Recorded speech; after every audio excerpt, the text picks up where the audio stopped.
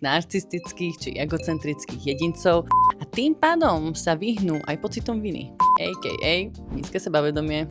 Ghosting, stará známa vec, ale prečo to ľudia robia? Robia to prevažne tí, ktorí nevedia prevziať zodpovednosť. Prevziať zodpovednosť za otvorenú komunikáciu, za nejaké svoje limity, prevziať zodpovednosť za pocity tých druhých, čo v nich ja vyvolám, keď teda budem otvorene komunikovať a tým pádom sa vyhnú aj pocitom viny. Taktiež to robia osoby s vyhýbavou vzťahovou väzbou alebo osoby, ktoré majú nižšiu toleranciu na stres.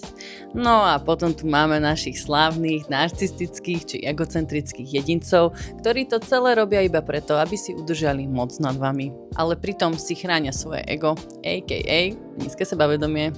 Ak si sa s ghostingom stretla, určite nie si sama a teda zanechaj kľudne komentár a to, ako si sa cítila.